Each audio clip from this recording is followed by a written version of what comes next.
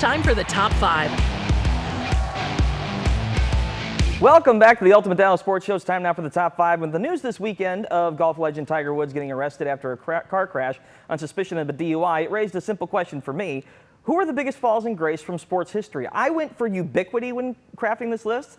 The biggest names that the most people would notice for the largest deltas from how we used to think of them. Let's start here at number 5. And a little bit of recency bias here, but Bill Belichick. Think of where Bill was after Super Bowl title number 6, the most recognizable voice and steward of NFL history, most championships in the Super Bowl era, greatest coach of all time. But since that moment, there's been a growing list of defeats in both the NFL and college football, and let's say ancillary stuff that's turned him into a bit of an awkward pariah in NFL circles. Oh, by the way, with some 20-year-old baggage. Especially compared to Tom Brady and how he's doing things, Belichick comes in at number 5 for me. Number 4, let's head to baseball. Honorable mention for the PED scandals, but my vote here goes here for Pete Rose. I've been banging this drum on this show for a while. MLB's hit king, Charlie Hustle, played the game the right way, but even with the infamous Black Sox scandal acting as the third base coach, Rose ran right past the stop sign and got thrown out at home for gambling at baseball. 15 years of denials and lying about his gambling as a player, then again as a manager, and again, until he was banned from baseball. He should be in baseball's Hall of Fame, but he only has himself to blame for that one. At number 3, Tiger.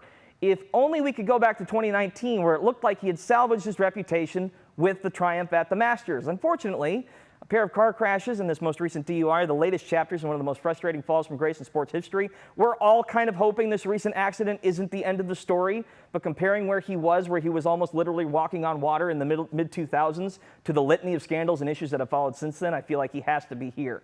At number 2, one that hits close to home, Lance Armstrong.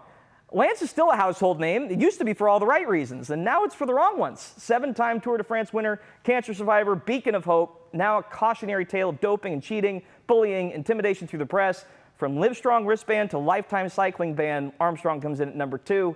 And finally, at number 1, OJ. No further statements, Your Honor. Teresa, kick us off here. What do you think of the list? Do you have an example that really sticks out to you? I think you're spot on. Lance Armstrong and OJ, of course, were the two that most come to mind. But I will tell you, there's one other name that I think could have been considered for inclusion here, and that's Tonya Harding. For me, I guess maybe because I'm a certain age, I just vividly remember that Olympics with Tonya Harding and Nancy Kerrigan. And Tonya Harding was sort of this scrappy, she had everything going for her. And then the fall from grace there, to me, was also quite memorable. But I completely agree with the names there on your list. Joe, who do you think? I think the list was very well crafted, Andrew. 1 through 4. I may have changed 5. That's okay. Because I do think there's a couple names that come to mind. Aaron Hernandez, not so much because he was at this high level, but the potential he could have had with the Patriots, being a tight end, and how low he went. So the delta from where he was to where he ended up, monumental.